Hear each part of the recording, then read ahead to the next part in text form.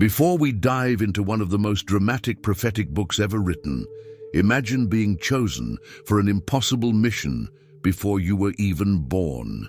Picture yourself standing alone against kings, priests, and an entire nation that wants you silenced. This is the story of a young man who never asked to be a prophet, who cried out that he was too young and didn't know how to speak, yet became the voice of God in the darkest hours of Judah's history. Jeremiah witnessed the collapse of everything his people believed was unshakable. He saw a nation convinced that God's temple made them invincible, that religious rituals could cover up moral corruption, that somehow they could worship other gods and still claim God's protection. Through tears and persecution, through rejection and imprisonment, Jeremiah delivered messages nobody wanted to hear. His book isn't just ancient history, it's a raw, unfiltered account of what happens when a society abandons truth, when leaders fail their people, and when religious institutions become empty shells. Get ready to see the book of Jeremiah like you've never seen it before, because this prophet's journey will challenge everything you think you know about faith, judgment, and the heart of God. The story begins with a young man named Jeremiah, son of Hilkiah, who lived among the priests in Anathoth, a small town in the territory of Benjamin. His life took an unexpected turn during the 13th year of King Josiah's reign in Judah. In chapter 1, verse 4, the word of the Lord came to him with a message that would change everything. God spoke directly to Jeremiah and revealed something extraordinary about his existence. Before Jeremiah was even formed in his mother's womb, God already knew him. Before he was born, God had set him apart and appointed him as a prophet to the nations, as stated in verse 5. This wasn't a choice Jeremiah made for himself. This was God's plan from the very beginning of his life. But Jeremiah didn't feel ready for such a massive responsibility. When he heard this calling, fear gripped his heart. In verse 6, he responded to God, saying he didn't know how to speak because he was only a child. He felt too young, too inexperienced, too inadequate for the task God was placing before him. The weight of being a prophet to nations seemed impossible for someone so young and uncertain. But God wasn't interested in Jeremiah's excuses or his feelings of inadequacy. In verse 7, the Lord told him not to say he was a child, because he would go to everyone God sent him to and would speak whatever God commanded him. God made it clear that age and experience didn't matter when divine purpose was involved. What mattered was obedience and trust in the one who was sending him. God wasn't asking Jeremiah to rely on his own strength or wisdom. Then came the promise that would sustain Jeremiah through the darkest moments ahead. In verse 8, God told him not to be afraid of anyone because he would be with him and would rescue him. This wasn't just a comforting word, it was a guarantee of divine protection.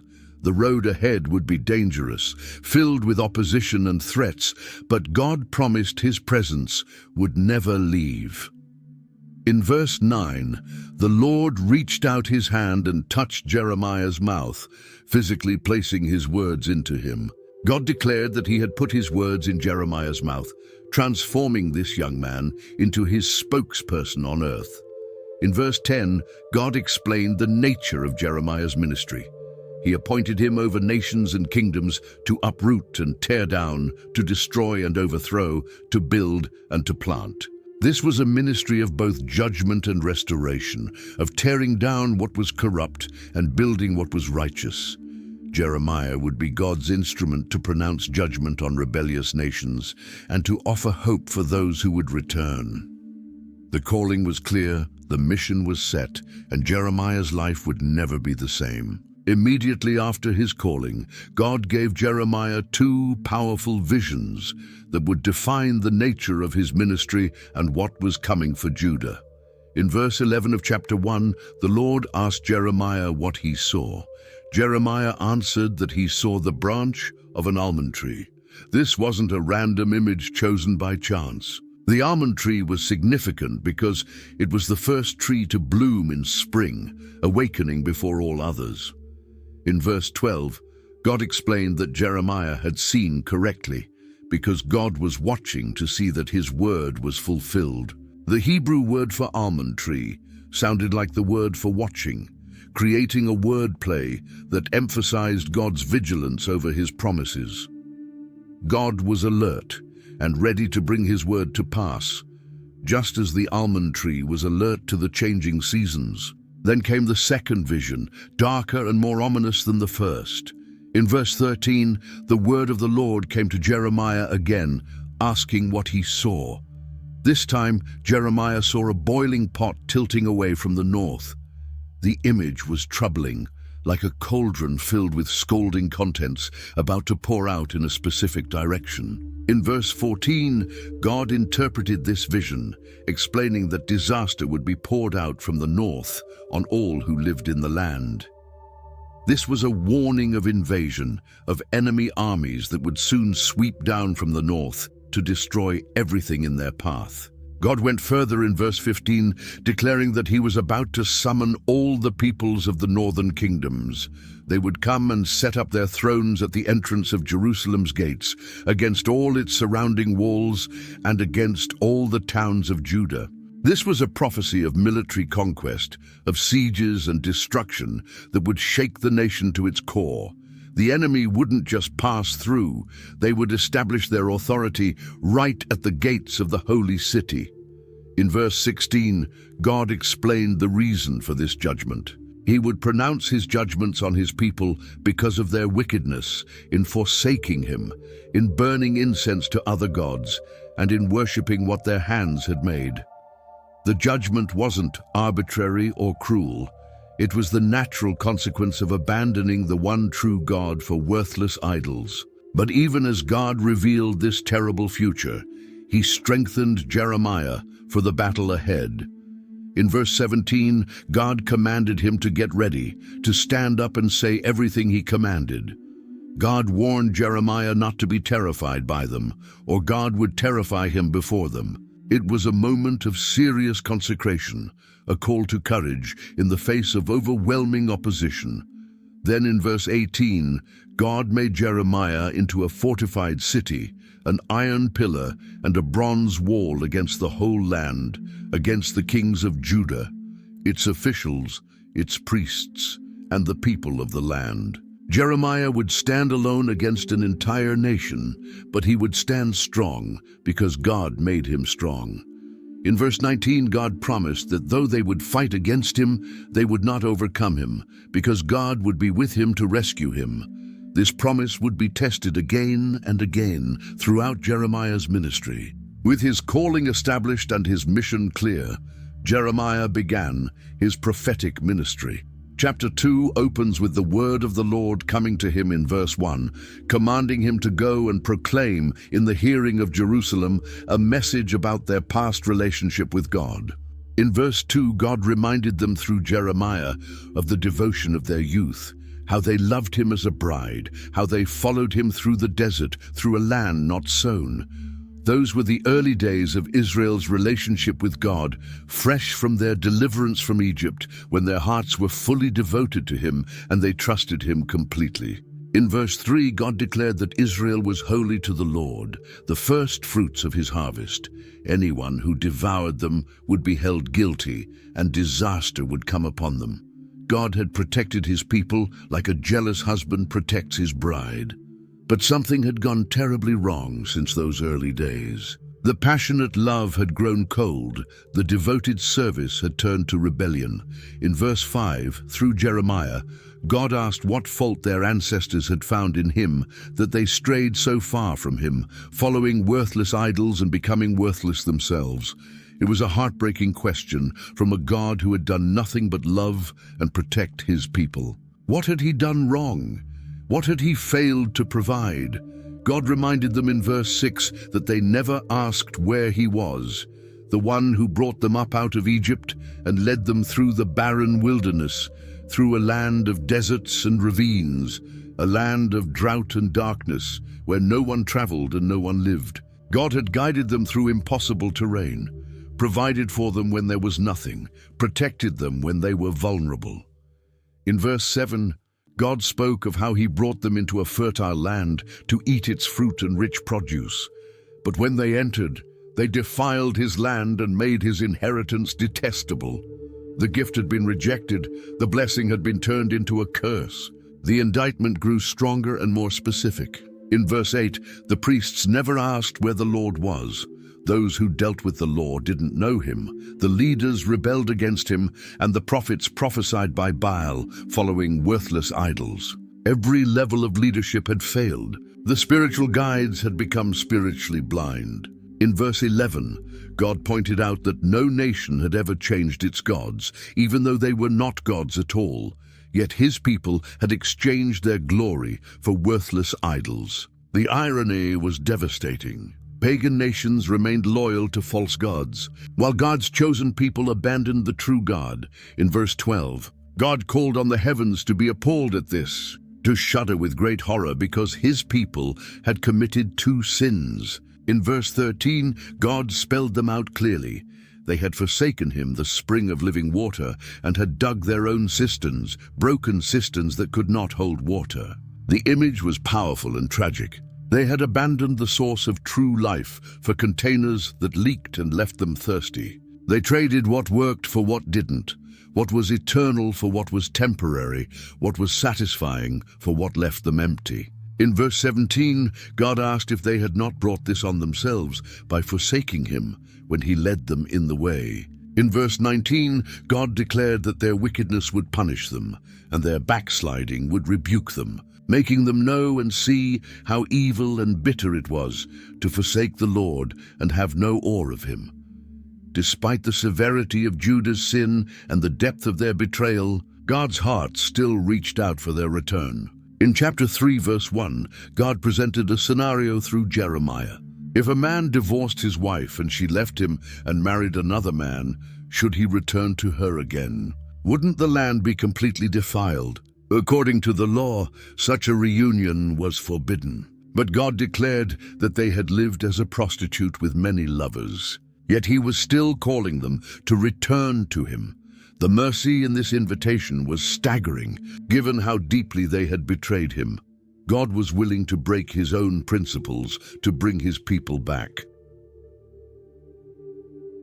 In verse 6, during the reign of King Josiah, the Lord asked Jeremiah if he had seen what faithless Israel had done, going up on every high hill and under every spreading tree, and committing adultery there. God thought that after she had done all this, she would return to him, but she didn't.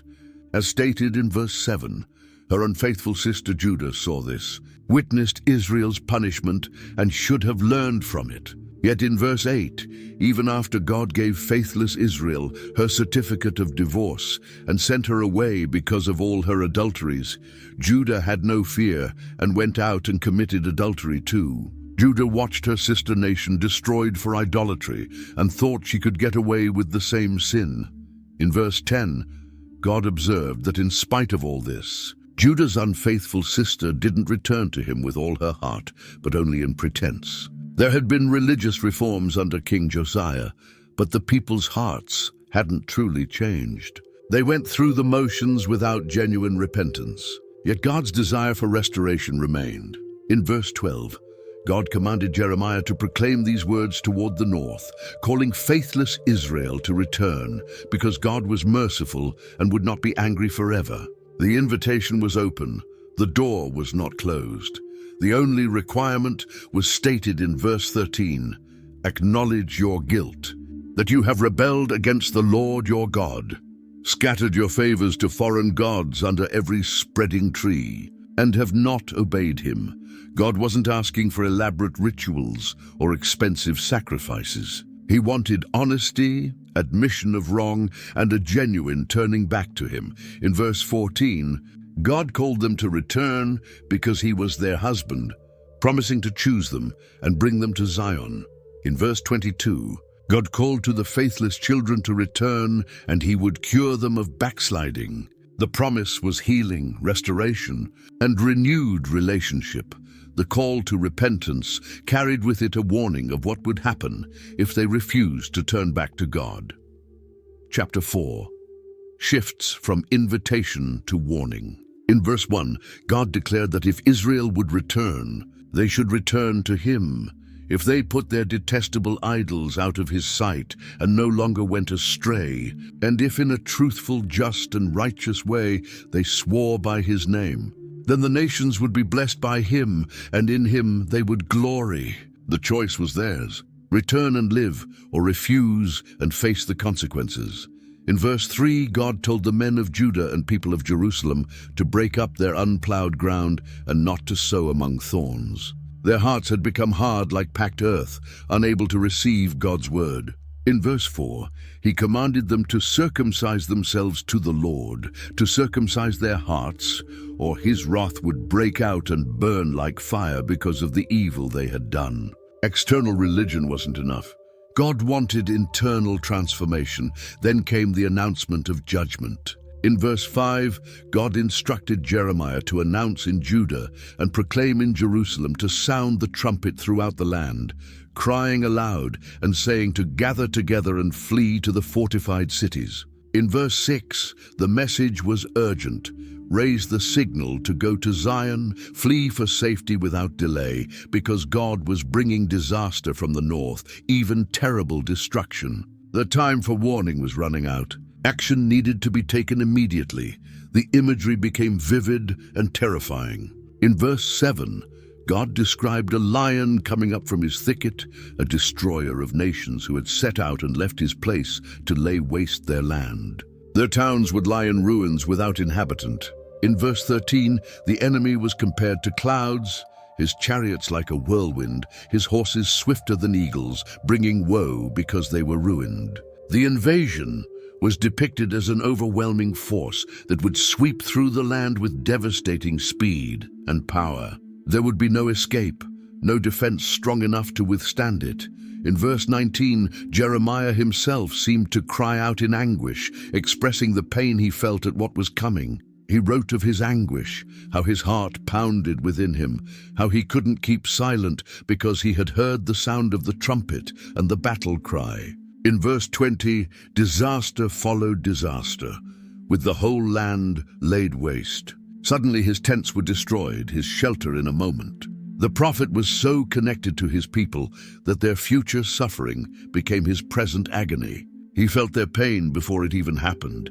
The people of Judah had developed a dangerous belief that as long as the temple stood in Jerusalem, they were safe from judgment. They thought God's presence in the temple guaranteed their protection, regardless of how they lived.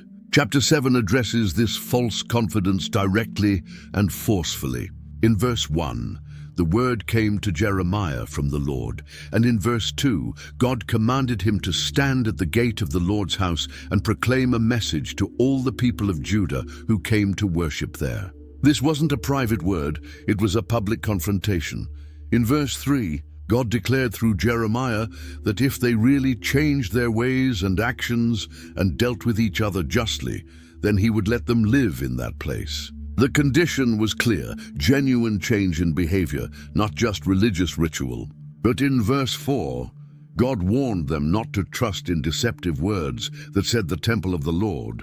The temple of the Lord, the temple of the Lord was there, as if this repetition was some kind of magic formula for protection. The people had turned the temple into a good luck charm, believing its mere existence made them safe. In verse 5, God spelled out what real change looked like. If they really dealt with each other justly, if they didn't oppress the foreigner, the fatherless, or the widow, if they didn't shed innocent blood in this place, and if they didn't follow other gods to their own harm.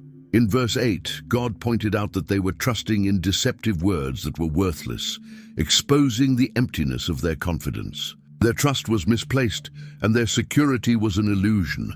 God then listed their sins in verse 9, asking if they would steal and murder, commit adultery and perjury, burn incense to Baal and follow other gods they had not known. The list was shocking in its scope and severity. In verse 10, God pointed out the hypocrisy.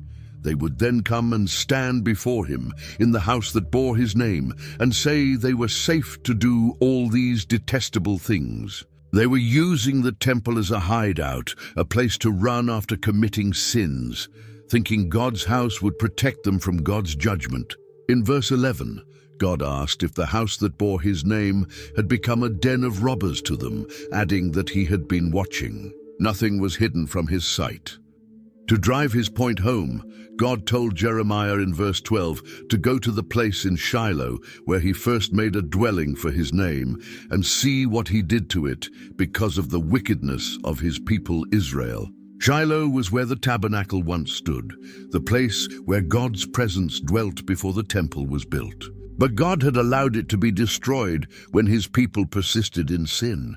The temple in Jerusalem wasn't immune to the same fate. In verse 14, God declared that he would do to the house that bore his name, the temple they trusted in, just as he did to Shiloh. The false security they felt would be shattered. The building they thought would save them couldn't even save itself. The depth of Judah's idolatry shocked even God himself, and the extent of their spiritual adultery reached into every corner of society. In chapter 7, verse 17, God asked Jeremiah if he saw what they were doing in the towns of Judah and in the streets of Jerusalem. It wasn't hidden, it was open and shameless. In verse 18, the entire family was involved in idol worship. The children gathered wood, the fathers lit the fire, and the women kneaded the dough to make cakes for the Queen of Heaven. They poured out drink offerings to other gods to provoke God to anger. It was a family activity, passed down from generation to generation, with everyone participating in rebellion against God. But in verse 19, God asked if it was really him they were provoking. Wasn't it themselves to their own shame? Their sin wasn't hurting God as much as it was destroying themselves. The consequences were clearly stated in verse 20. God announced that his anger and wrath would be poured out on this place, on man and beast, on the trees of the field and the fruit of the ground, and it would burn and not be quenched. The judgment would be total and inescapable. Nothing would be spared from the fire of his wrath. In verse 21, God told them to go ahead and add their burnt offerings to their other sacrifices and eat the meat themselves. In verse 22, God reminded them that when he brought their forefathers out of Egypt, he didn't just give them commands about burnt offerings and sacrifices. In verse 23, what he actually commanded was for them to obey him, so that he would be their God and they would be his people. He wanted relationship, not ritual. But in verse 24, they didn't listen or pay attention. Instead, they followed the stubborn inclinations of their evil hearts and went backward instead of forward. In verse 29, God commanded them to cut off their hair and throw it away, to take up a lament on the barren heights, because the Lord had rejected and abandoned the generation that was under his wrath. The judgment was pronounced and the sentence was set. Chapter 8 revealed the extent of the coming judgment. In verse 1, God declared that at that time, the bones of the kings and officials of Judah, the bones of the priests and prophets, and the bones of the people of Jerusalem would be removed from their graves. Even the dead wouldn't rest in peace. In verse 2, they would be exposed to the sun and moon and all the stars of the heavens, which they had loved and served and followed and consulted and worshipped. They would not be gathered up or buried, but would be like refuse lying on the ground. The very objects of their idolatry would witness their humiliation. The cosmic powers they worshipped instead of God would look down on their scattered remains. In verse 3, God said that wherever he banished them, all the survivors of this evil nation would prefer death to life. The judgment would be so severe that existence itself would become unbearable. God used a powerful visual lesson to show Jeremiah the fate of Judah through a simple object. In chapter 13, verse 1, the Lord told Jeremiah to go and buy a linen belt and put it around his waist, but not to let it touch water. The linen belt was expensive and valuable, the kind of garment that represented dignity and worth. In verse 2, Jeremiah obeyed without question and bought the belt and put it around his waist as God commanded. He wore it as instructed, never washing it. Then in verse 4, God told him to take the belt he had bought and was wearing around his waist, go to Perath and hide it there in a crevice in the rocks. This was a strange command, but Jeremiah didn't argue. In verse 5, he went and hid it at Perath as the Lord told him. The belt was placed in a location where it would be exposed to moisture, dirt, and decay. Many days later, in verse 6, the Lord said to Jeremiah to go back to Perath and get the belt he had told him to hide there. In verse 7, Jeremiah went to Perath, dug up the belt, and took it from the place where he had hidden it. But now it was ruined and completely useless. The belt that had once been new and valuable, clean and dignified, was now worthless. It couldn't serve any purpose anymore. In verse 8, the word of the Lord came to Jeremiah with the interpretation. In verse 9, God explained the meaning. He declared that in the same way he would ruin the pride of Judah and the great pride of Jerusalem. Just as the belt had deteriorated beyond use, so would the nation deteriorate beyond redemption. In verse 10, God described these wicked people who refused to listen to his words, who followed the stubbornness of their hearts, and who went after other gods to serve and worship them. They would be like this belt, completely useless. Their purpose would be destroyed, their value would be gone. In verse 11, God explained the original design. Just as a belt is bound around a man's waist, so he had bound the whole house of Israel and the whole house of Judah to himself. His purpose was for them to be his people, for his renown and praise and honor, but they had not listened. The broken covenant was like that ruined belt, something that once held purpose and value, but had been destroyed through neglect and rebellion. God then gave another sign in verse 12, telling Jeremiah to say to them that every wineskin should be filled with wine. The people would respond by saying they knew that every wineskin should be filled with wine, as if stating the obvious. But in verse 13, God revealed the real meaning behind the statement. He would fill with drunkenness all who lived in this land, the kings who sat on David's throne, the priests, the prophets, and all those living in Jerusalem. They would be drunk, not with wine, but with judgment and confusion. In verse 14, God declared he would smash them one against the other, fathers and sons alike. He would allow no pity or mercy or compassion to keep him from destroying them. The judgment would be thorough and complete, leaving no room for escape. A devastating drought struck Judah, bringing the nation to its knees in a way that war had not yet done. Chapter 14 opens with verse 1, where the word of the Lord came to Jeremiah concerning the drought. In verse 2, Judah mourned and her cities languished. The people wailed for the land, and a cry went up from Jerusalem. The suffering was widespread and visible. In verse 3, the nobles sent their servants for water, but they went to the cisterns and found no water. They returned with their jars unfilled, dismayed and despairing. They covered their heads in shame. The land itself suffered alongside the people. In verse 4, the ground was cracked because there was no rain in the land, and the farmers were dismayed and covered their heads. Even the wildlife couldn't escape the judgment. In verse 5, even the doe in the field deserted her newborn fawn because there was no grass. In verse 6, wild donkeys stood on the barren heights and panted like jackals. Their eyes failed for lack of pasture. The entire ecosystem was collapsing under the weight of God's judgment through nature. Jeremiah, seeing the desperation of his people, cried out to God on their behalf. In verse 7, he acknowledged their wickedness and admitted that their sins testified against them. He pleaded with God to do something for the sake of his name, confessing that their backsliding was great and they had sinned against him.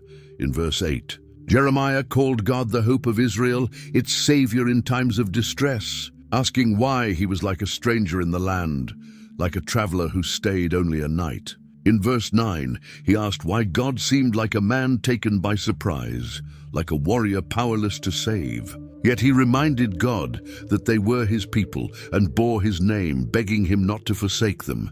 But God's response was harsh and unexpected. In verse 10, the Lord said about this people that they loved to wander and didn't restrain their feet. He declared that he didn't accept them and would now remember their wickedness and punish them for their sins. Then came the command that must have broken Jeremiah's heart. In verse 11, the Lord told Jeremiah not to pray for the well-being of this people.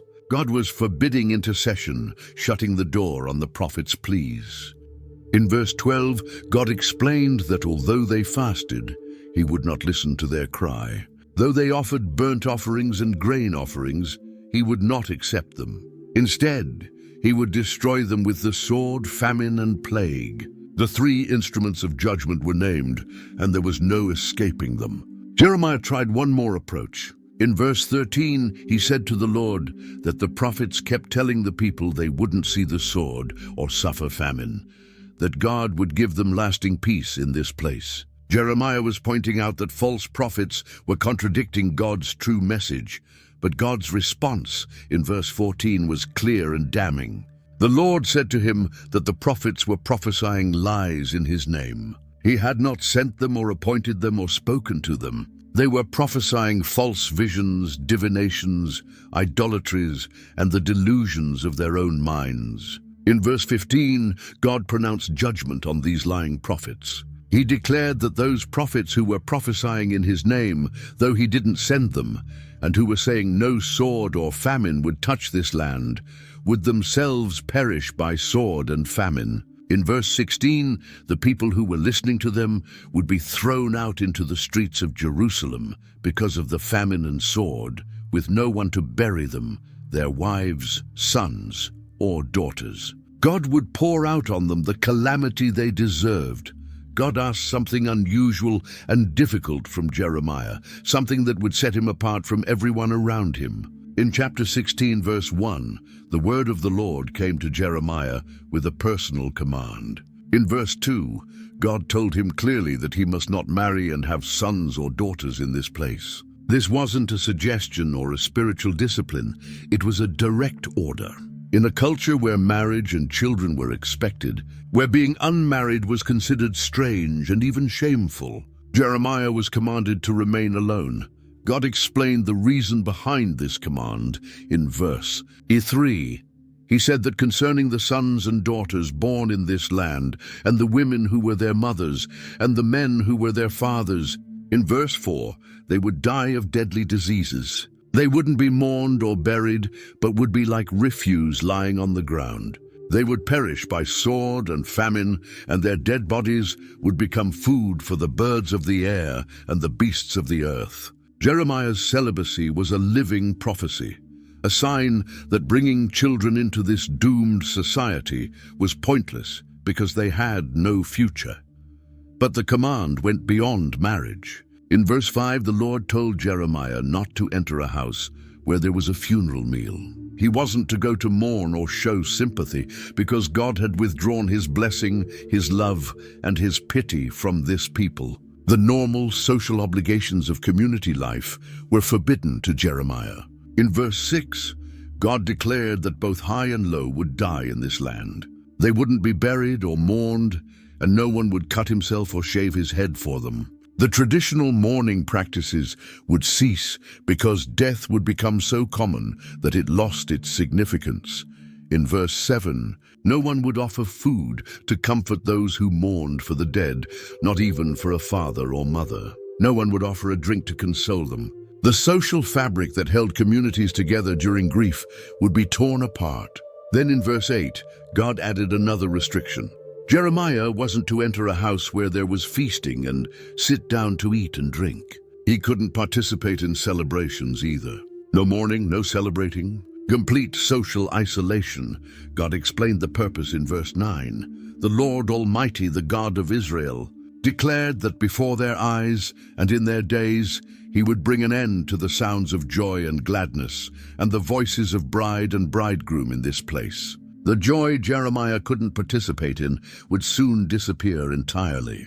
In verse 10, God told Jeremiah that when he announced all this to the people, and they asked why the Lord had decreed such a great disaster against them, asking what wrong they had done and what sin they had committed against the Lord their God, in verse 11, Jeremiah was to tell them it was because their fathers had forsaken God and followed other gods, serving and worshipping them. They had forsaken God and not kept his law. In verse 12, God added that the current generation had behaved more wickedly than their fathers. Each was following the stubbornness of his evil heart instead of obeying God. Jeremiah's unmarried state, his isolation from normal social life, was a constant visual reminder that Judah had no future worth living for unless they repented. The permanence of Judah's sin and its deep-rooted nature became the focus of God's next message. In chapter 17, verse 1, God described how Judah's sin was engraved with an iron tool, inscribed with a flint point on the tablets of their hearts and on the horns of their altars. This wasn't a surface problem or a temporary rebellion. Their sin was carved so deeply it had become part of their identity. The iron tool and flint point represented something that couldn't be easily erased or washed away. In verse 2, even their children remembered their altars and Asherah poles beside the spreading trees and on the high hills. The idolatry had been passed down through generations, so normalized that children grew up thinking it was natural to worship false gods alongside the true God. In verse 3, God declared that because of sin throughout the country, He would give away their wealth, all their treasures, and their high places as plunder. In verse 4, through their own fault, they would lose the inheritance God gave them. God would enslave them to their enemies in a land they didn't know, because they had kindled His anger, and it would burn forever. God then contrasted two ways of living. In verse 5, He said that cursed was the one who trusted in man, who depended on flesh for his strength, and whose heart turned away from the Lord. In verse 6, that person would be like a bush in the wastelands and wouldn't see prosperity when it came. He would dwell in the parched places of the desert, in a salt land where no one lived. But in verse 7, blessed was the man who trusted in the Lord, whose confidence was in Him. In verse 8, he would be like a tree planted by the water that sent out its roots by the stream. It didn't fear when heat came. Its leaves were always green. It had no worries in a year of drought and never failed to bear fruit. Then God revealed something about human nature that explained why Judah's sin was so deeply engraved. In verse 9, the heart was deceitful above all things and beyond cure. Who could understand it? The problem wasn't just external behavior, it was the internal condition of the human heart. In verse 10, God declared that He, the Lord, searched the heart and examined the mind to reward a man according to his conduct, according to what his deeds deserved. Nothing was hidden from God's sight, and every person would face the consequences of their choices. In verse 12, Jeremiah described a glorious throne, exalted from the beginning as the place of God's sanctuary. In verse 13, he declared that all who forsook the Lord would be put to shame. Those who turned away from Him would be written in the dust because they had forsaken the Lord, the spring of living water. Jeremiah then made a personal plea in verse 14, asking the Lord to heal him so he would be healed, to save him so he would be saved, for the Lord was the one he praised. The prophet knew that only God could address the deep-rooted sin problem, both in himself and in his nation. God sent Jeremiah to witness something that would become a powerful message about His sovereignty and Judah's future. In chapter 18, verse 1, the word came to Jeremiah from the Lord. And in verse 2, God told him to go down to the potter's house, where He would give him His message. Jeremiah obeyed and went to watch the potter work. In verse 3, he went down to the potter's house and saw him working at the wheel. In verse 4, the pot the potter was shaping from the clay was marred in his hands, so the potter formed it into another pot, shaping it as seemed best to him. This simple scene contained a profound truth. In verse 5, the word of the Lord came to Jeremiah, asking in verse 6 if he couldn't do with Israel as this potter did. God declared that like clay in the hand of the potter, so was Israel in His hand. God explained His principle of dealing with nations. In verse 7, if at any time He announced that a nation or kingdom was to be uprooted, torn down, and destroyed in verse 8, and if that nation He warned repented of its evil, then He would relent and not inflict on it the disaster He had planned. The opposite was also true. In verse 9, if at another time he announced that a nation or kingdom was to be built up and planted. In verse 10, and if it did evil in his sight and didn't obey him, then he would reconsider the good he had intended to do for it. In verse 11, God told Jeremiah to say to the people of Judah and those living in Jerusalem that the Lord was preparing a disaster for them and devising a plan against them. Each one should turn from his evil ways, reform his ways and his actions. But in verse 12, the people's response was hopeless. They would reply that it was no use, that they would continue with their own plans, and each would follow the stubbornness of his evil heart. Their hearts were so hard that even God's clear warning couldn't move them. Then God gave Jeremiah another sign, more dramatic and irreversible than the first. In chapter 19, verse 1, the Lord told Jeremiah to go and buy a clay jar from a potter. He was to take along some of the elders of the people and of the priests. In verse 2, and go out to the valley of Ben Hinnom, near the entrance of the potsherd gate. There he was, to proclaim the words God would tell him. In verse 3, Jeremiah was to say that kings of Judah and people of Jerusalem should hear the word of the Lord.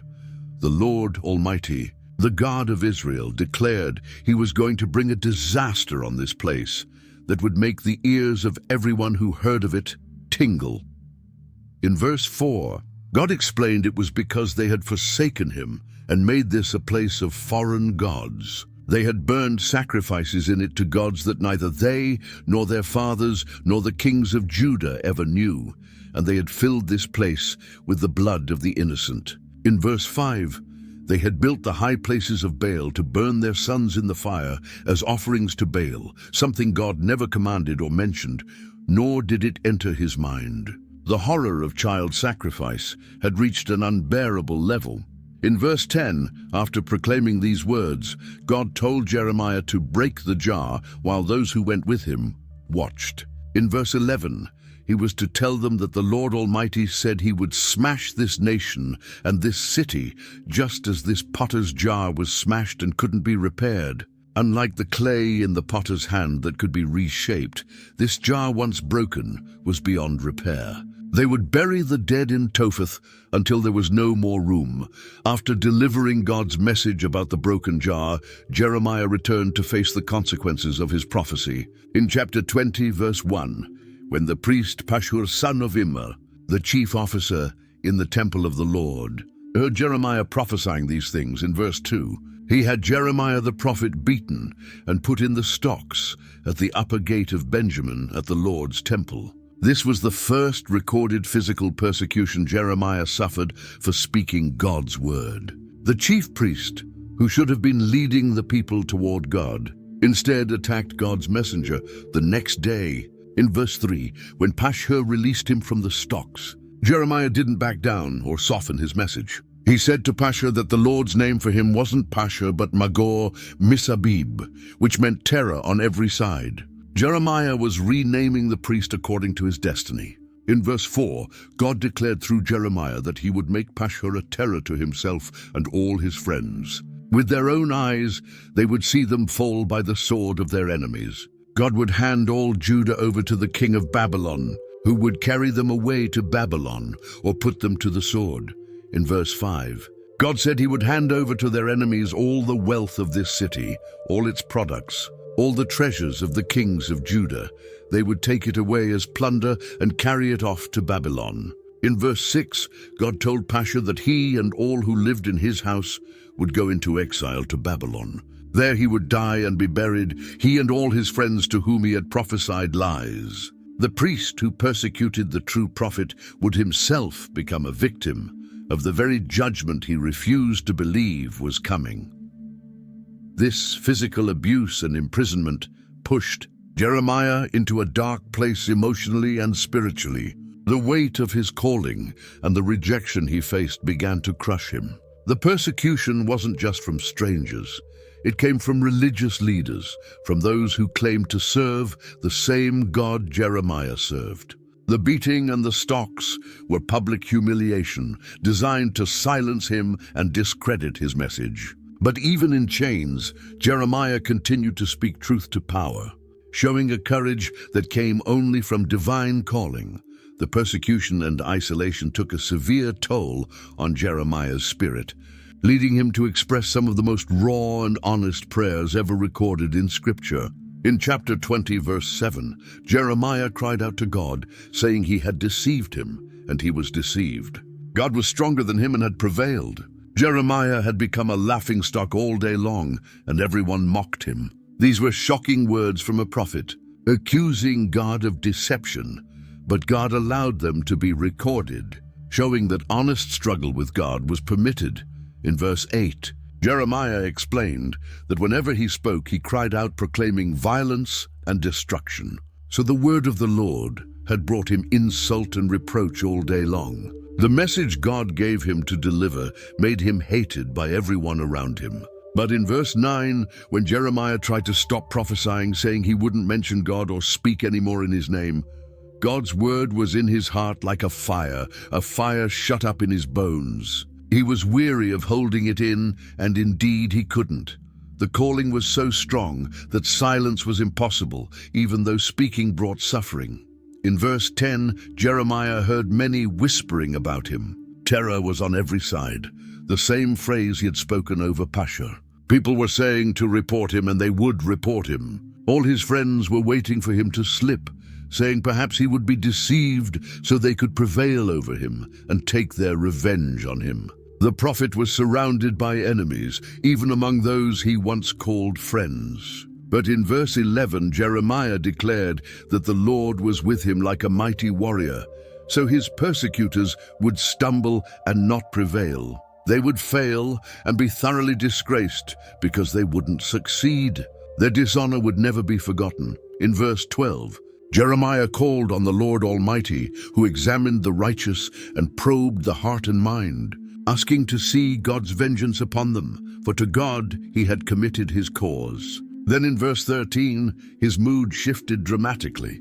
He sang to the Lord and gave praise to the Lord, because he rescued the life of the needy from the hands of the wicked. But the emotional swing wasn't over. In verse 14, Jeremiah cursed the day he was born, declaring, "May the day his mother bore him not be blessed." In verse 15, he cursed the man who brought his father the news, who made him very glad, saying, "A child was born to you, a son."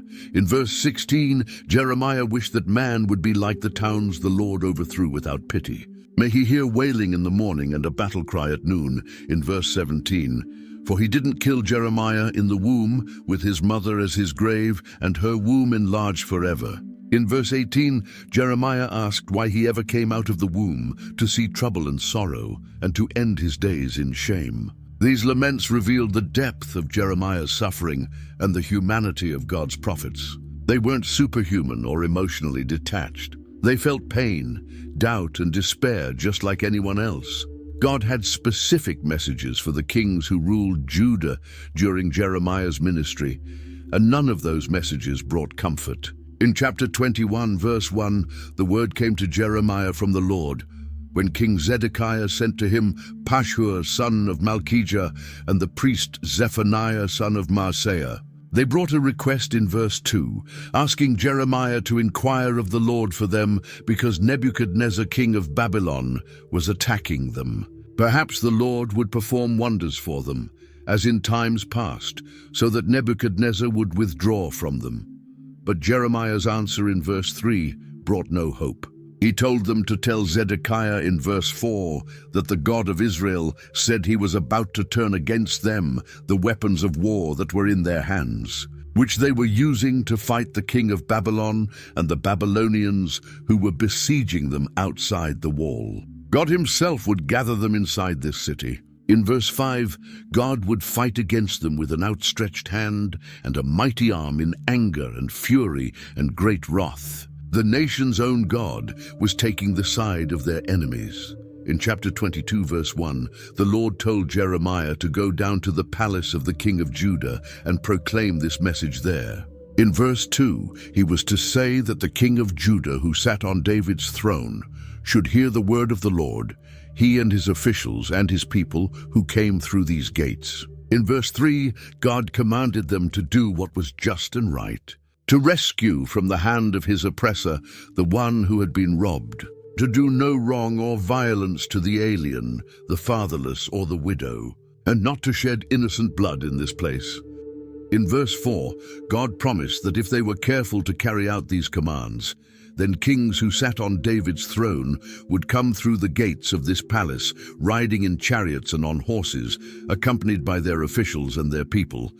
But in verse 5, if they didn't obey these commands, God swore by himself that this palace would become a ruin. Then God spoke specifically about King Jehoiakim. In verse 13, woe to him who built his palace by unrighteousness, his upper rooms by injustice, making his countrymen work for nothing, not paying them for their labor. In verse 18, God declared that concerning Jehoiakim, son of Josiah, king of Judah, they wouldn't mourn for him saying, "Alas, my brother," or "Alas, my sister." They wouldn't mourn for him saying, "Alas, my master," or "Alas, his splendor." In verse 19, he would have the burial of a donkey, dragged away and thrown outside the gates of Jerusalem. The king who lived in luxury built on injustice would die in disgrace. In verse 24, God swore that even if Jehoiakim, son of Jehoiakim, king of Judah, were a signet ring on his right hand, he would still pull him off. In verse 28, God asked if this man Jehoiakim was a despised broken pot, an object no one wanted. Why would he and his children be hurled out and cast into a land they didn't know? The conflict between true and false prophecy reached its peak as God addressed the lying prophets who were misleading the people. In chapter 23, verse 1, woe to the shepherds who were destroying and scattering the sheep of God's pasture. In verse 2, God said to the shepherds who tended his people that because they had scattered his flock and driven them away and hadn't bestowed care on them, he would bestow punishment on them for the evil they had done. But God would also restore. In verse 3, he himself would gather the remnant of his flock out of all the countries where he had driven them and would bring them back to their pasture, where they would be fruitful and increase in number. Then God turned his attention to the prophets themselves. In verse 9, concerning the prophets, Jeremiah's heart was broken within him, and all his bones trembled. He was like a drunken man, like a man overcome by wine, because of the Lord and his holy words. In verse 10, the land was full of adulterers, and because of this the land lay under a curse. The pastures of the desert were withered, and the prophets followed an evil course and used their power unjustly. In verse 11, both prophet and priest were godless. Even in God's temple, God had found their wickedness. In verse 13, among the prophets of Samaria, God saw something repulsive. They prophesied by Baal and led his people Israel astray. In verse 14, among the prophets of Jerusalem, he saw something horrible. They committed adultery and lived a lie. They strengthened the hands of evildoers so that no one turned from his wickedness. They were all like Sodom to him, and the people of Jerusalem like Gomorrah. In verse 16, God commanded the people not to listen to what the prophets were prophesying to them. They were filling them with false hopes. They spoke visions from their own minds, not from the mouth of the Lord. In verse 17, they kept saying to those who despised God that the Lord said they would have peace. And to all who followed the stubbornness of their hearts, they said no harm would come to them. But in verse 18, God asked who had stood in the counsel of the Lord to see or hear his word, who had listened and heard his word. In verse 21, God declared he didn't send these prophets, yet they ran with their message. He didn't speak to them, yet they prophesied. In verse 22, if they had stood in his counsel, they would have proclaimed his words to his people and would have turned them from their evil ways and from their evil deeds. In verse 25, God said he had heard what the prophets said, who prophesied lies in his name, claiming they had a dream. In verse 26, how long would this continue in the hearts of these lying prophets who prophesied the delusions of their own minds? In verse 28, God said, let the prophet who had a dream tell his dream, but let the one who had his word speak it faithfully. What had straw to do with grain? In verse 29, Wasn't God's word like fire and like a hammer that broke a rock in pieces? In verse 30, God declared he was against the prophets who stole from one another words supposedly from him. In verse 31, he was against the prophets who wagged their own tongues and yet declared the Lord declares. In verse 32, God was against those who prophesied false dreams. They told them and led his people astray with their reckless lies, yet he didn't send or appoint them. They didn't benefit these people in the least. The distinction between true and false prophecy was clear, and judgment awaited those who spoke lies in God's name. God gave Jeremiah another dramatic sign to perform, one that would make his message impossible to ignore. In chapter 27, verse 1, early in the reign of Zedekiah, son of Josiah, king of Judah, this word came to Jeremiah from the Lord. In verse 2, God told him to make a yoke out of straps and crossbars and put it on his neck. The yoke was what farmers placed on oxen to control them while plowing. Jeremiah was being told to dress like a work animal, symbolizing servitude and submission. In verse 3, God instructed him to send word to the kings of Edom, Moab, Ammon, Tyre, and Sidon, through the envoys who had come to Jerusalem to Zedekiah, king of Judah. In verse 4, he was to give them a message for their masters, saying that the Lord Almighty, the God of Israel, told them to say to their masters that in verse 5, with his great power and outstretched arm, he made the earth and its people and the animals that were on it, and he gave it to anyone he pleased. In verse 6, now God would hand all these countries over to his servant Nebuchadnezzar, king of Babylon. He would make even the wild animals subject to him. In verse 7, all nations would serve him and his son and his grandson until the time for his land came. Then many nations and great kings would subjugate him. But in verse 8, if any nation or kingdom wouldn't serve Nebuchadnezzar, king of Babylon, or bow its neck under his yoke, God would punish that nation with the sword, famine, and plague until he destroyed it by his hand. In verse 9, God warned them not to listen to their prophets, diviners, interpreters of dreams, mediums, or sorcerers who told them they wouldn't serve the king of Babylon. In verse 10, they were prophesying lies that would only serve to remove them far from their lands. God would banish them, and they would perish. In verse 11, but if any nation would bow its neck under the yoke of the king of Babylon and serve him, God would let that nation remain in its own land to till it and to live there. Surrender meant survival. Resistance meant destruction. In verse 12, Jeremiah gave the same message to Zedekiah, king of Judah. He said to bow down under the yoke of the king of Babylon, serve him and his people, and they would live. In verse 13, why should he and his people die by the sword, famine, and plague with which the Lord had threatened any nation that wouldn't serve the king of Babylon? In verse 14, Jeremiah warned not to listen to the words of the prophets who said they wouldn't serve the king of Babylon, for they were prophesying lies. In verse 15, God declared he hadn't sent them, yet they were prophesying lies in his name. Therefore he would banish them, and they would perish, both they and the prophets who prophesied to them. Then in verse 16, Jeremiah told the priests and all these people not to listen to the prophets who said that very soon the articles from the Lord's house would be brought back from Babylon. They were prophesying lies. In verse 17, don't listen to them. Serve the king of Babylon and live. Why should this city become a ruin? The confrontation between true and false prophecy came to a head in a dramatic public encounter.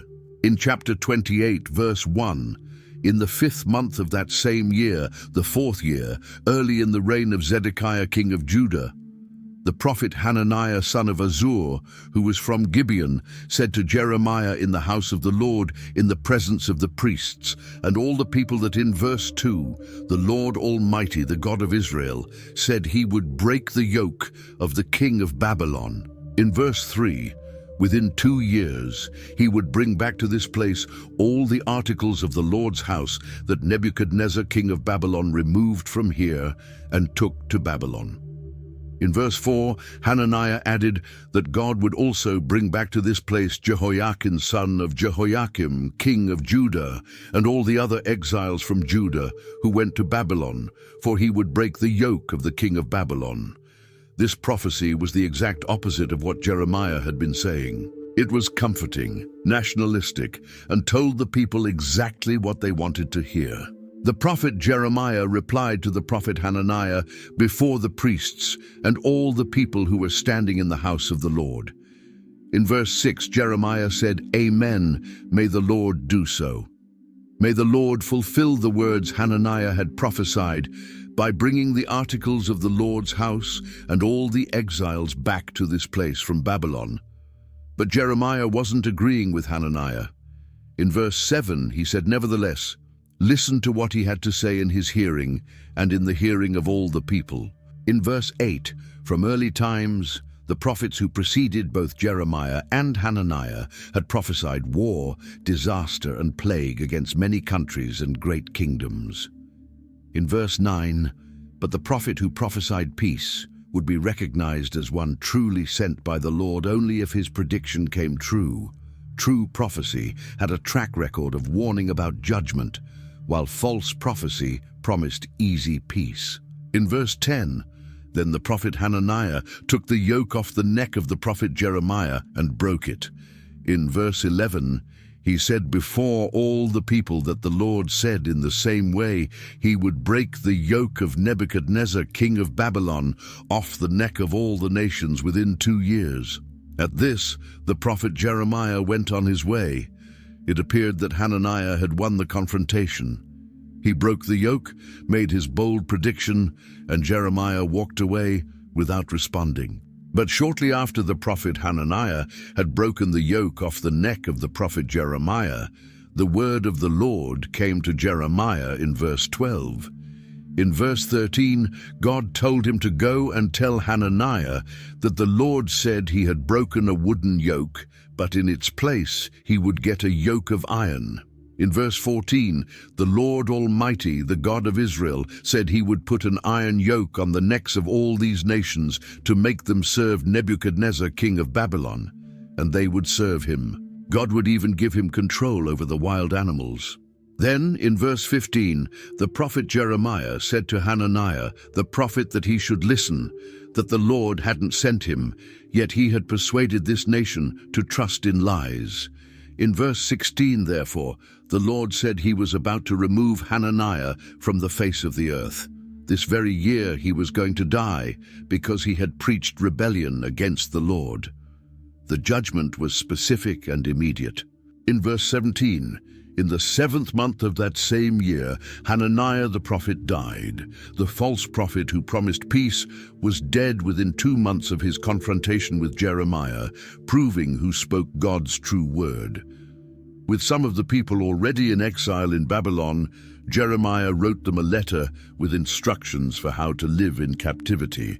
Chapter 29, verse 1, states this was the text of the letter that the prophet Jeremiah sent from Jerusalem to the surviving elders among the exiles, and to the priests, the prophets, and all the other people Nebuchadnezzar had carried into exile from Jerusalem to Babylon.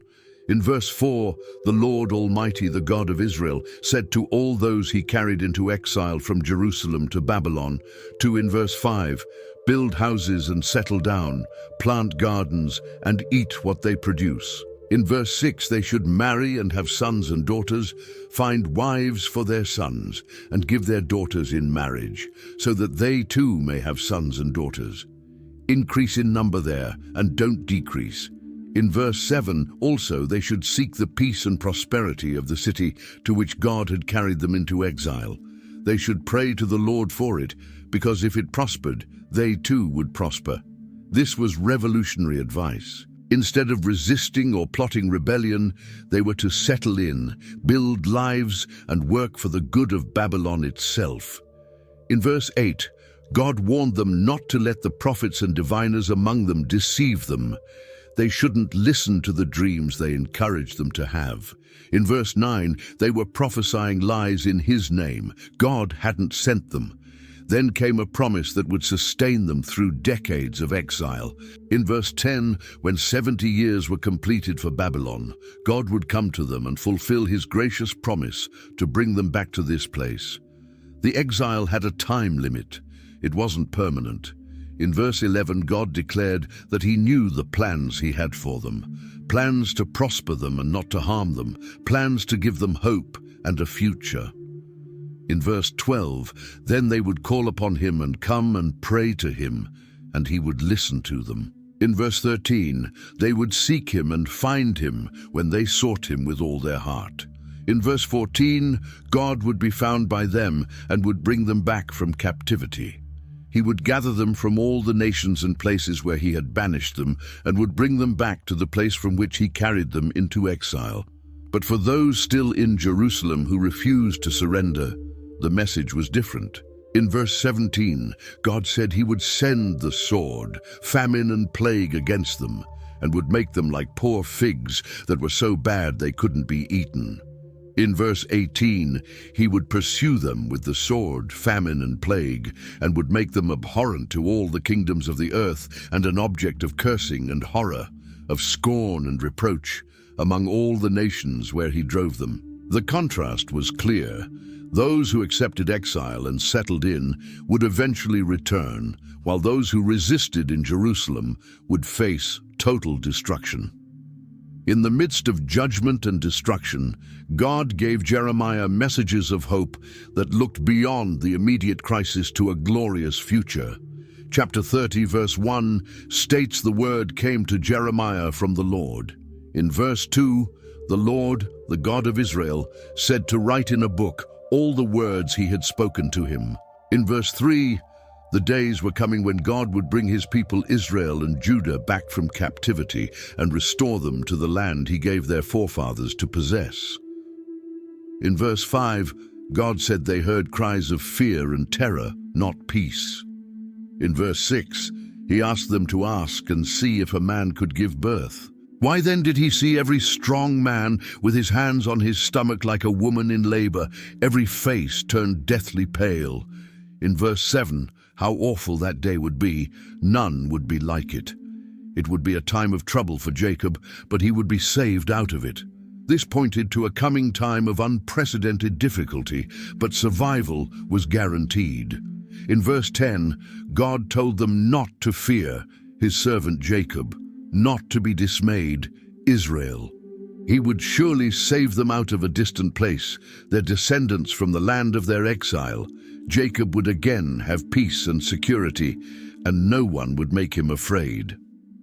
In verse 11, God declared he was with them and would save them.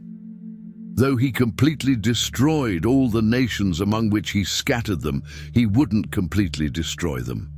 He would discipline them, but only with justice, and wouldn't let them go entirely unpunished. Then came one of the most important prophecies in all of Scripture. Chapter 31, verse 31, states the time was coming when God would make a new covenant with the house of Israel and with the house of Judah. In verse 32, it wouldn't be like the covenant he made with their forefathers when he took them by the hand to lead them out of Egypt, because they broke his covenant, though he was a husband to them. In verse 33, this was the covenant God would make with the house of Israel after that time. He would put his law in their minds and write it on their hearts.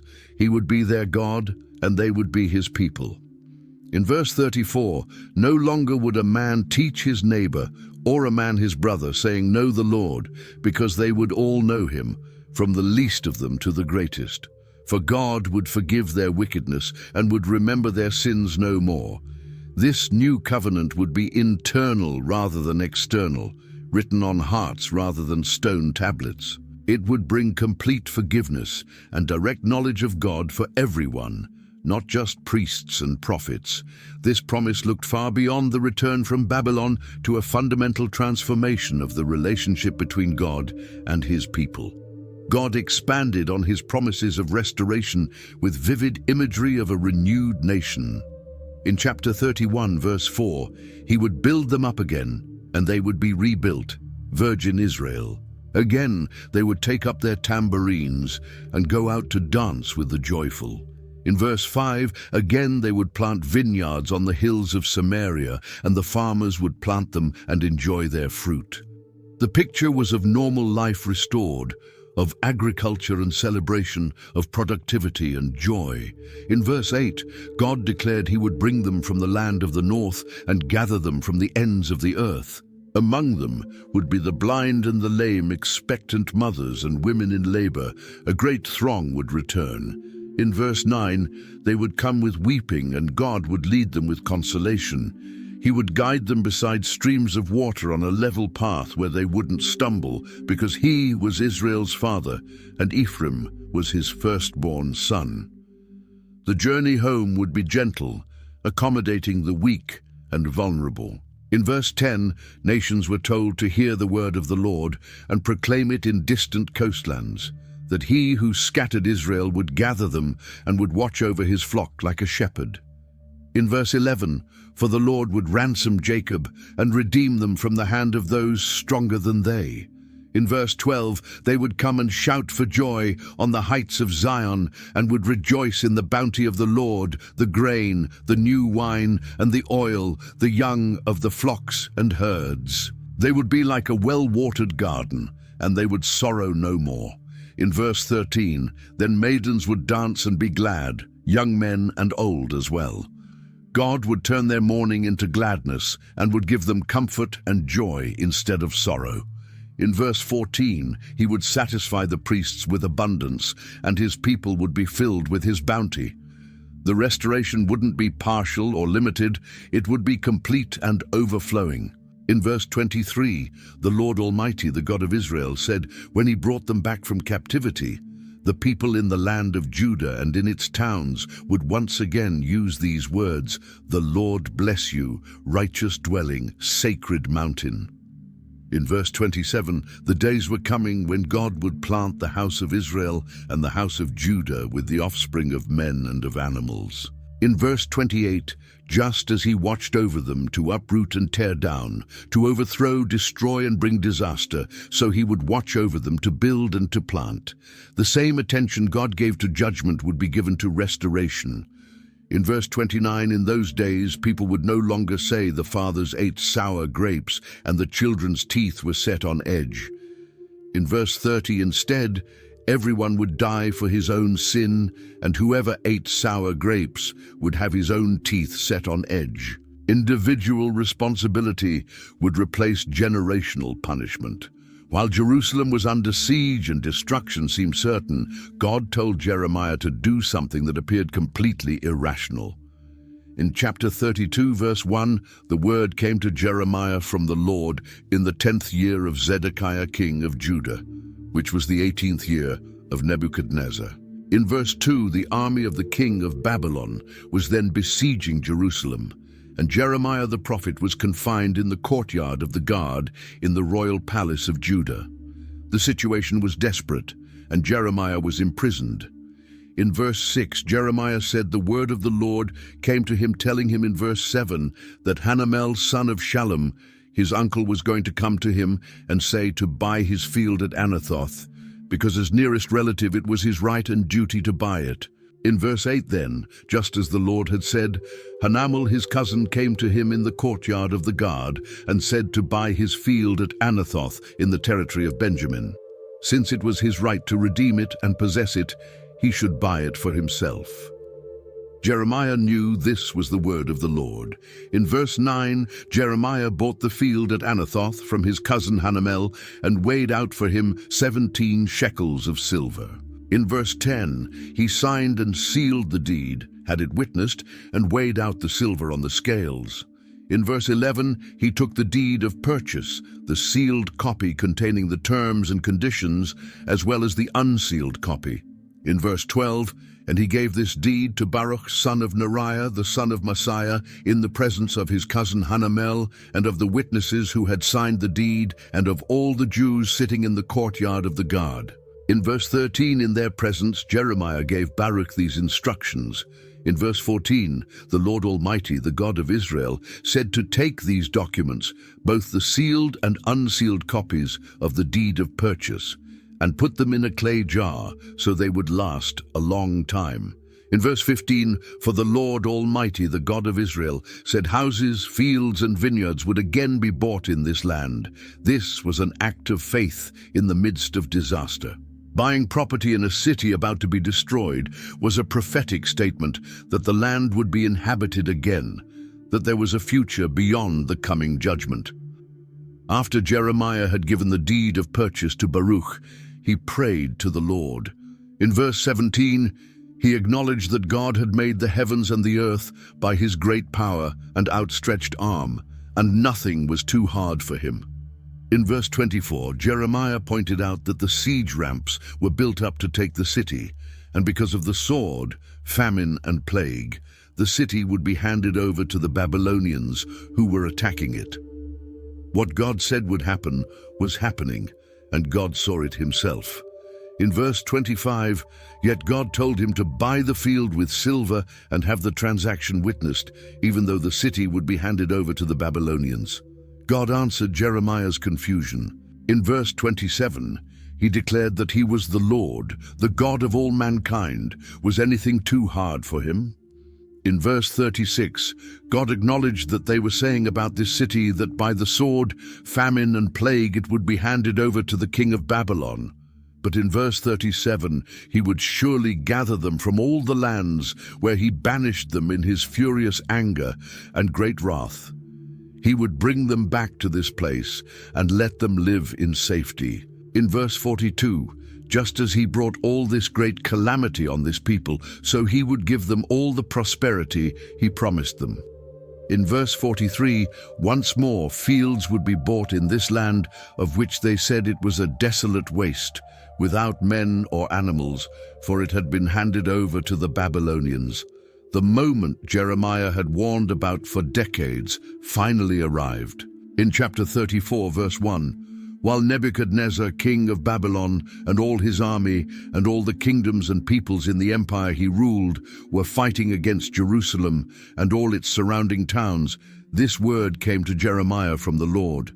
In verse 2, the Lord, the God of Israel, said to go to Zedekiah, king of Judah, and tell him that God was about to hand this city over to the king of Babylon, and he would burn it down. In verse 3, Zedekiah wouldn't escape from the Babylonians, but would certainly be captured and handed over to him. He would see the king of Babylon with his own eyes, and he would speak with him face to face, and he would go to Babylon. The conditions inside the besieged city became unbearable. Chapter 37, verse 21 states, King Zedekiah gave orders for Jeremiah to be placed in the courtyard of the guard and given bread from the street of the bakers each day until all the bread in the city was gone. So Jeremiah remained in the courtyard of the guard. In chapter 38, verse 6, officials took Jeremiah and put him into the cistern of Malchijah, the king's son, which was in the courtyard of the guard. They lowered Jeremiah by ropes into the cistern, and it had no water in it, only mud, and Jeremiah sank down into the mud. Even in these final days, Jeremiah faced persecution from leaders who hated his message. But an Ethiopian official named Ebed-Melech heard that they had put Jeremiah into the cistern, and in verse 9 he said to the king that these men had acted wickedly in all they had done to Jeremiah the prophet. They had thrown him into a cistern where he would starve to death when there was no longer any bread in the city. In verse 10, the king commanded Ebed-Melech the Cushite to take 30 men from here with him and lift Jeremiah the prophet out of the cistern before he died. In verse 13, they pulled Jeremiah up with the ropes and lifted him out of the cistern, and Jeremiah remained in the courtyard of the guard. King Zedekiah sent for Jeremiah one last time. In verse 17, Jeremiah told him that the Lord God Almighty, the God of Israel, said if he surrendered to the officers of the king of Babylon, his life would be spared and this city wouldn't be burned down. Both he and his family would live. In verse 18, but if he didn't surrender, this city would be handed over to the Babylonians, and they would burn it down, and he himself wouldn't escape from their hands. In verse 19, King Zedekiah said to Jeremiah that he was afraid of the Jews who had gone over to the Babylonians, for the Babylonians might hand him over to them, and they would mistreat him. But in verse 20, Jeremiah replied that they wouldn't hand him over. He urged the king to obey the Lord by doing what he told him. Then it would go well with him, and his life would be spared. Zedekiah refused to listen. The siege continued, and the city's doom was sealed. Everything Jeremiah prophesied came to pass exactly as God said it would. Chapter 39, verse 1, states, "In the 9th year of Zedekiah, king of Judah, in the 10th month, Nebuchadnezzar, king of Babylon, marched against Jerusalem with his whole army and laid siege to it." In verse 2, "And on the 9th day of the 4th month of Zedekiah's 11th year, the city wall was broken through." The siege lasted 1.5 years, and finally, the defenses collapsed. In verse 3, "Then all the officials of the king of Babylon came and took seats in the middle gate. The Babylonian leadership entered the conquered city and established their authority." In verse 4, "When Zedekiah, king of Judah, and all the soldiers saw them, they fled and left the city at night by way of the king's garden, through the gate between the two walls, and headed toward the Arabah." Zedekiah tried to escape in the darkness, running for his life. But in verse 5, the Babylonian army pursued them and overtook Zedekiah in the plains of Jericho. They captured him and took him to Nebuchadnezzar, king of Babylon, at Riblah in the land of Hamath, where he pronounced sentence on him. The king who refused to surrender now faced judgment as a captive. In verse 6, "There at Riblah, the king of Babylon slaughtered the sons of Zedekiah before his eyes and also killed all the nobles of Judah." The horror was unimaginable. Zedekiah's last sight was his children being murdered. In verse 7, "Then he put out Zedekiah's eyes and bound him with bronze shackles to take him to Babylon." The king who feared humiliation experienced the worst humiliation possible. Blinded and chained, he was led away to die in captivity. In verse 8, "The Babylonians set fire to the royal palace and the houses of the people and broke down the walls of Jerusalem. The city that trusted in its temple and its walls now had neither. Everything was destroyed." In verse 9, "Nebuzaradan, commander of the imperial guard, carried into exile to Babylon the people who remained in the city, along with those who had gone over to him and the rest of the people." In verse 10, "But Nebuzaradan, the commander of the guard, left behind in the land of Judah some of the poor people who owned nothing, and at that time he gave them vineyards and fields. The poorest of the poor inherited the land, while the wealthy and powerful were dragged away in chains." As for Jeremiah, verse 11 states, "Nebuchadnezzar, king of Babylon, had given these orders about Jeremiah through Nebuzaradan, commander of the imperial guard." In verse 12 he said to take him and look after him and don't harm him, but do for him whatever he asked. In verse 14, Nebuzaradan, the commander of the guard, along with other Babylonian officials, sent and had Jeremiah taken out of the courtyard of the guard. They turned him over to Gedaliah, son of Ahikam, the son of Shaphan, to take him back to his home. So he remained among his own people. The prophet who warned of destruction was spared by the very army that brought the destruction. God's word had been fulfilled completely. After Jerusalem fell and most of the people were taken into exile, a small group remained in the devastated land. Chapter 40, verse 1, states the word came to Jeremiah from the Lord after Nebuzaradan, commander of the imperial guard, had released him at Ramah.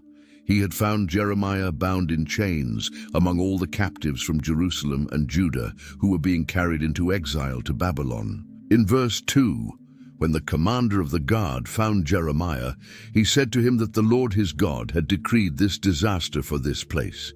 In verse 3, and now the Lord had brought it about. He had done just as he said he would. All this happened because the people sinned against the Lord and didn't obey him. In verse 4, the commander told Jeremiah that he was freeing him from the chains on his wrists. He could come to Babylon with him if he liked, and he would look after him. But if he didn't want to, then he didn't have to. The whole country lay before him, and he could go wherever he pleased.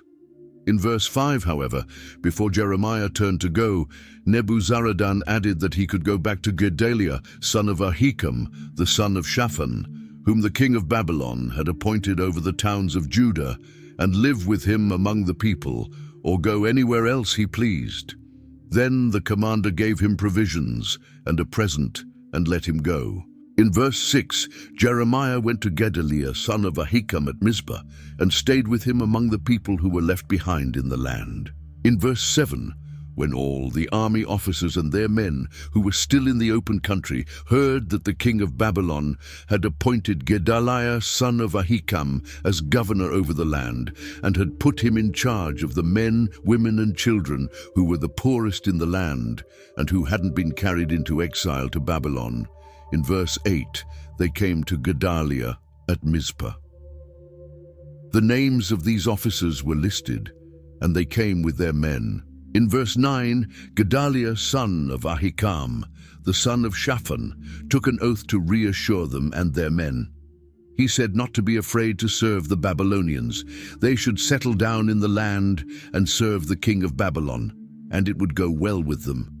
In verse 10, he himself would stay at Mizpah to represent them before the Babylonians who came to them, but they were to harvest the wine, summer fruit, and oil, and put them in storage jars, and live in the towns they had taken over. There was hope for a peaceful existence under Babylonian rule. In verse 11, when all the Jews in Moab, Ammon, Edom, and all the other countries heard that the king of Babylon had left a remnant in Judah, and had appointed Gedaliah, son of Ahikam, the son of Shaphan, as governor over them, in verse 12, they all came back to the land of Judah, to Gedaliah at Mizpah, from all the countries where they had been scattered, and they harvested an abundance of wine and summer fruit. Things were starting to stabilize and recover, but trouble was brewing beneath the surface. In verse 13, Johanan, son of Kareah, and all the army officers still in the open country came to Gedaliah at Mizpah. In verse 14, they said to him that he must know that Baalis, king of the Ammonites, had sent Ishmael, son of Nethaniah, to take his life. But Gedaliah, son of Ahikam, didn't believe them. In verse 15, then Johanan, son of Kareah, said privately to Gedaliah in Mizpah that he should let him go and kill Ishmael, son of Nethaniah, and no one would know it. Why should he take Gedaliah's life and cause all the Jews who were gathered around him to be scattered and the remnant of Judah to perish? But in verse 16, Gedaliah, son of Ahikam, said to Johanan, son of Kareah, not to do such a thing. What he was saying about Ishmael wasn't true. Gedaliah's trust would prove to be a fatal mistake. In chapter 41, verse 1, in the 7th month, Ishmael, son of Nethaniah, the son of Elishama, who was of royal blood and had been one of the king's officers, came with 10 men to Gedaliah, son of Ahikam, at Mizpah. While they were eating together there, in verse 2, Ishmael, son of Nethaniah, and the 10 men who were with him got up and struck down Gedaliah, son of Ahikam, the son of Shaphan, with the sword, killing the one whom the king of Babylon had appointed as governor over the land. In verse 3, Ishmael also killed all the Jews who were with Gedaliah at Mizpah, as well as the Babylonian soldiers who were there. The assassination destroyed the fragile peace that had been established. In verse 4, the day after Gedaliah's assassination, before anyone knew about it, in verse 5, 80 men who had shaved off their beards, torn their clothes and cut themselves, came from Shechem, Shiloh, and Samaria, bringing grain offerings and incense with them to the house of the Lord. In verse 6, Ishmael, son of Nethaniah, went out from Mizpah to meet them, weeping as he went. When he met them, he said to come to Gedaliah, son of Ahikam. In verse 7, when they went into the city, Ishmael, son of Nethaniah, and the men who were with him slaughtered them and threw them into a cistern. In verse 10, Ishmael made captives of all the rest of the people who were in Mizpah. the king's daughters, along with all the others who were left there, over whom Nebuzaradan, commander of the imperial guard, had appointed Gedaliah son of Ahikam. Ishmael son of Nethaniah took them captive and set out to cross over to the Ammonites. The remnant that survived Jerusalem's fall was now being destroyed from within. When Johanan and the other army officers heard about the murders, they took action. In chapter 41, verse 11, when Johanan son of Kareah and all the army officers who were with him heard about all the crimes Ishmael son of Nethaniah had committed, in verse 12, they took all their men and went to fight Ishmael son of Nethaniah. They caught up with him near the great pool in Gibeon. In verse 13, when all the people Ishmael had with him saw Johanan son of Kareah and the army officers who were with him, they were glad. In verse 14, all the people Ishmael had taken captive at Mizpah turned and went over to Johanan son of Kareah. In verse 15, but Ishmael son of Nethaniah and 8 of his men escaped from Johanan and fled to the Ammonites. In verse 16, then Johanan son of Kareah and all the army officers who were with him led away all the survivors from Mizpah, whom he had recovered from Ishmael son of Nethaniah, after he had assassinated Gedaliah son of Ahikam. The people were soldiers, women, children, and court officials he had brought from Gibeon. In verse 17, and they went on, stopping at Geruth Kimham near Bethlehem on their way to Egypt. In verse 18, they were fleeing from the Babylonians because they were afraid of them, since Ishmael son of Nethaniah had killed Gedaliah son of Ahikam, whom the king of Babylon had appointed as governor over the land. The assassination had political consequences they couldn't escape. They feared Babylon would hold them responsible for Gedaliah's death. In chapter 42, verse 1, all the army officers, including Johanan, son of Kareah, and Jezaniah, son of Hoshaiah, and all the people from the least to the greatest, approached in verse 2 Jeremiah the prophet and said to him to please hear their petition and pray to the Lord their God for this entire remnant. For as he could see, though they were once many, now only a few were left. In verse 3, they asked that the Lord his God would tell them where they should go and what they should do. In verse 4, Jeremiah the prophet answered them that he had heard them and would certainly pray to the Lord their God as they had requested. He would tell them everything the Lord said and would keep nothing back from them.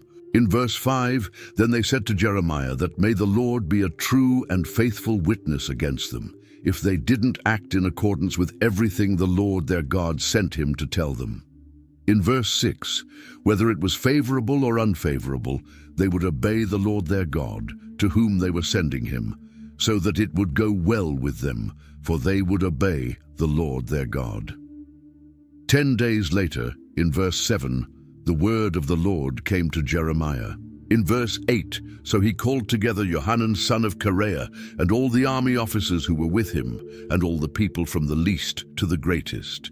In verse 9, he said to them that the Lord, the God of Israel, to whom they sent him to present their petition, said in verse 10, if they stayed in this land, he would build them up and not tear them down. He would plant them and not uproot them, for he was grieved over the disaster he had inflicted on them. In verse 11, they shouldn't be afraid of the king of Babylon, whom they now feared. They shouldn't be afraid of him, for God was with them and would save them and deliver them from his hands. In verse 12, God would show them compassion so that he would have compassion on them and restore them to their land. But in verse 13, however, if they said they wouldn't stay in this land, and so disobeyed the Lord their God, in verse 14, and if they said no, they would go and live in Egypt, where they wouldn't see war, or hear the trumpet, or be hungry for bread.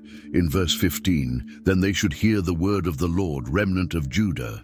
The Lord Almighty, the God of Israel, said if they were determined to go to Egypt and settled there, in verse 16, then the sword they feared would overtake them there in Egypt, and the famine they dreaded would follow them into Egypt, and there they would die. In verse 19, Jeremiah told the remnant of Judah that the Lord had told them not to go to Egypt. They should be sure of this. He was warning them today. In verse 20, they made a fatal mistake when they sent him to the Lord their God. and said to pray to the Lord their God for them and tell them everything he said, and they would do it. In verse 21, he had told them today, but they still hadn't obeyed the Lord their God in all he had sent Jeremiah to tell them. In verse 22, so now they should be sure of this, they would die by the sword, famine, and plague in the place where they wanted to go to settle. But the people refused to listen. Chapter 43 verse 2 states, Azariah, son of Hoshaiah, and Johanan, son of Kareah, and all the arrogant men said to Jeremiah that he was lying. The Lord their God hadn't sent him to say they must not go to Egypt to settle there. In verse 3, but Baruch son of Neriah was inciting him against them to hand them over to the Babylonians, so they might kill them or carry them into exile to Babylon. They accused Jeremiah and Baruch of conspiracy. In verse 4, so Johanan son of Kareah and all the army officers and all the people disobeyed the Lord's command to stay in the land of Judah. In verse 5 instead, Johanan son of Kareah and all the army officers led away all the remnant of Judah who had come back to live in the land of Judah from all the nations where they had been scattered. In verse 6, they also led away all the men, women and children and the king's daughters, whom Nebuzaradan, commander of the imperial guard, had left with Gedaliah, son of Ahikam, the son of Shaphan, and Jeremiah the prophet, and Baruch, son of Neriah. In verse 7, so they entered Egypt in disobedience to the Lord and went as far as Tahpanhes. Jeremiah was taken to Egypt against his will, dragged along by a rebellious people who refused to obey God. Even in Egypt, far from their homeland, and having witnessed the destruction of Jerusalem, the people continued in their rebellion. In chapter 44, verse 1, the word came to Jeremiah concerning all the Jews living in Lower Egypt, in Migdol, Tahpanhes and Memphis, and in Upper Egypt. In verse 2, the Lord Almighty, the God of Israel, said they saw the great disaster he brought on Jerusalem and on all the towns of Judah. Today they lay deserted and in ruins. In verse 3, because of the evil they had done, they provoked God to anger by burning incense and by worshipping other gods that neither they nor their fathers nor their kings had known. In verse 7, God asked them why they were bringing such great disaster on themselves, by cutting off from Judah the men and women, the children and infants, and so leaving themselves without a remnant. In verse 8, why were they provoking him to anger with what their hands had made, burning incense to other gods in Egypt, where they had come to live? They would destroy themselves and make themselves an object of cursing and reproach among all the nations on earth. The cycle of idolatry continued even after everything they had experienced. Then came a response that revealed the depth of their rebellion. In verse 15, all the men who knew that their wives were burning incense to other gods, along with all the women who were present, a large assembly, and all the people living in Lower and Upper Egypt, said to Jeremiah in verse 16 that they wouldn't listen to the message he had spoken to them in the name of the Lord. In verse 17, they would certainly do everything they said they would. They would burn incense to the Queen of Heaven and pour out drink offerings to her, just as they and their fathers, their kings and their officials did in the towns of Judah and in the streets of Jerusalem. At that time they had plenty of food and were well off and suffered no harm. In verse 18, but ever since they stopped burning incense to the Queen of Heaven and pouring out drink offerings to her, they had nothing and had been perishing by sword and famine. In verse 19, the women added that when they burned incense to the Queen of Heaven and poured out drink offerings to her, did their husbands not know they were making cakes like her image and pouring out drink offerings to her? They blamed their recent troubles on stopping their idolatry, rather than seeing that idolatry caused their destruction. Their thinking was completely backward. In verse 20, Jeremiah said to all the people, both men and women, who were answering him, in verse 21, "Didn't the Lord remember and think about the incense burned in the towns of Judah and the streets of Jerusalem by them and their fathers, their kings, and their officials and the people of the land? In verse 22, when the Lord could no longer endure their wicked actions and the detestable things they did, their land became an object of cursing and a desolate waste without inhabitants, as it was today. In verse 23, because they burned incense and sinned against the Lord and didn't obey him or follow his law or his decrees or his stipulations, this disaster had come upon them, as they now saw. In verse 24, Jeremiah said to all the people, including the women, to hear the word of the Lord, all Judah in Egypt. In verse 25, the Lord Almighty, the God of Israel, said that they and their wives had shown by their actions what they promised when they said they would certainly carry out the vows they made to burn incense and pour out drink offerings to the Queen of Heaven. They should go ahead then, do what they promised, keep their vows.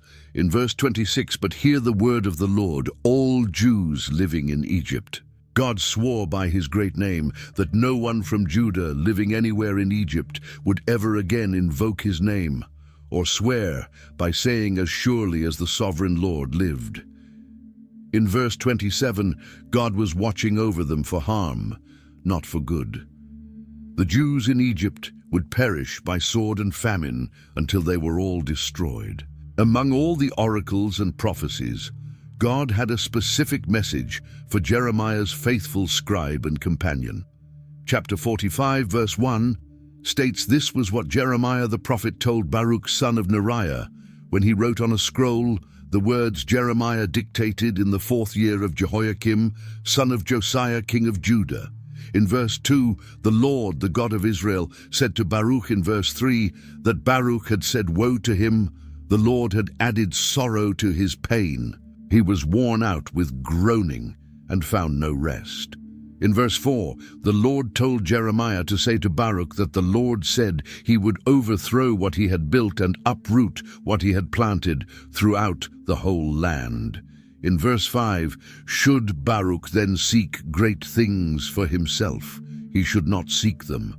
For God would bring disaster on all people, but wherever Baruch went, he would let him escape with his life. This brief oracle showed God's care for the faithful. Baruch served without recognition, suffered alongside Jeremiah, and received no earthly reward. But God promised him his life, which in those terrible days was the greatest gift of all. God's judgments weren't limited to Judah. The surrounding nations would also face his wrath. Chapter 46, verse 1, states this was the word of the Lord that came to Jeremiah the prophet concerning the nations. In verse 2, concerning Egypt, this was the message against the army of Pharaoh Necho, king of Egypt, which was defeated at Carchemish on the Euphrates River by Nebuchadnezzar, king of Babylon, in the 4th year of Jehoiakim, son of Josiah, king of Judah. In verse 3, God told them to prepare their shields, both large and small, and march out for battle. In verse 4, harness the horses, mount the steeds, take their positions with helmets on, polish their spears, put on their armor. In verse 5, what did he see? They were terrified, they were retreating, their warriors were defeated. They fled in haste without looking back, and there was terror on every side. In verse 6, the swift couldn't flee, nor the strong escape. In the north by the river Euphrates, they stumbled and fell. In verse 13, this was the message the Lord spoke to Jeremiah the prophet about the coming of Nebuchadnezzar, king of Babylon, to attack Egypt. In verse 25, the Lord Almighty, the God of Israel, said he was about to bring punishment on Ammon, god of Thebes, on Pharaoh, on Egypt and her gods and her kings, and on those who relied on Pharaoh. In verse 26, he would hand them over to those who sought their lives, to Nebuchadnezzar, king of Babylon, and his officers. Later, however, Egypt would be inhabited as in times past. In verse 27, God told his servant Jacob not to fear and Israel not to be dismayed. He would surely save them out of a distant place, their descendants from the land of their exile. Jacob would again have peace and security, and no one would make him afraid. In verse 28, Jacob, his servant should not fear, for God was with him. Though he completely destroyed all the nations among which he scattered them, he wouldn't completely destroy them. He would discipline them, but only with justice, and wouldn't let them go entirely unpunished. Chapter 47 turned to the Philistines. In verse 1, this was the word of the Lord that came to Jeremiah the prophet concerning the Philistines before Pharaoh attacked Gaza. In verse 2, the Lord said waters were rising in the north and would become an overflowing torrent. They would overflow the land and everything in it, the towns and those who lived in them. The people would cry out, and all who dwelt in the land would wail. In verse 4, for the day had come to destroy all the Philistines and to cut off all survivors who could help Tyre and Sidon. The Lord was about to destroy the Philistines, the remnant from the coasts of Caphtor. God's pronouncements continued against other neighboring nations. Chapter 48 verse 1 stated concerning Moab, this was what the Lord Almighty, the God of Israel, said, woe to Nebo, for it would be ruined. Kiriathaim would be disgraced and captured. The stronghold would be disgraced and shattered. In verse 7, since Moab trusted in her deeds and riches, she too would be taken captive, and Chemosh would go into exile, together with his priests and officials. In verse 10, a curse was on him who was lax in doing the Lord's work, and a curse on him who kept his sword from bloodshed. In verse 15, Moab would be destroyed, and her towns invaded. Her finest young men would go down in the slaughter. In verse 20, Moab was disgraced, for she was shattered. They were told to wail and cry out, announced by the Arnon that Moab was destroyed. In verse 47, yet God would restore the fortunes of Moab in days to come. Here ended the judgment on Moab. Chapter 49 addressed Ammon. In verse 1, concerning the Ammonites, the Lord said, didn't Israel have sons? Had she no heirs? Why then had Molech taken possession of Gad? Why did his people live in its towns? In verse 2, but the days were coming when God would sound the battle cry against Rabbah of the Ammonites. It would become a mound of ruins, and her surrounding villages would be set on fire. Then Israel would drive out those who drove her out. In verse 6, yet afterward God would restore the fortunes of the Ammonites. Then came Edom. In verse 7, concerning Edom, the Lord Almighty said, was there no longer wisdom in Teman? Had counsel perished from the prudent? Had their wisdom vanished? In verse 12, the Lord said, if those who didn't deserve to drink the cup must drink it, why should Edom go unpunished? She wouldn't go unpunished, but must drink it. In verse 17, Edom would become an object of horror. All who passed by would be appalled and would scoff because of all its wounds. In verse 18, as Sodom and Gomorrah were overthrown, along with their neighboring towns, so no one would live there, no man would dwell in it. The nation that destroyed Jerusalem would itself face destruction. Chapter 50 verse 1 states, this was the word the Lord spoke through Jeremiah the prophet concerning Babylon and the land of the Babylonians. In verse 2, they were to announce and proclaim among the nations, lift up a banner and proclaim it, keep nothing back. But say Babylon would be captured, Bel would be put to shame, Marduk filled with terror. Her images would be put to shame, and her idols filled with terror. In verse 9, God would stir up and bring against Babylon an alliance of great nations from the land of the north. They would take up their positions against her, and from the north she would be captured.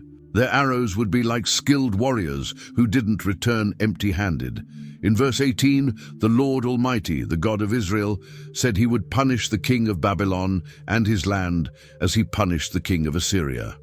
In verse 20, in those days at that time, search would be made for Israel's guilt, but there would be none, and for the sins of Judah, but none would be found, for he would forgive the remnant he spared. Chapter 51 continued the oracle against Babylon. In verse 6, God told them to flee from Babylon and run for their lives. They shouldn't be destroyed because of her sins. It was time for the Lord's vengeance, and he would pay her what she deserved. In verse 11, they should sharpen the arrows and take up the shields.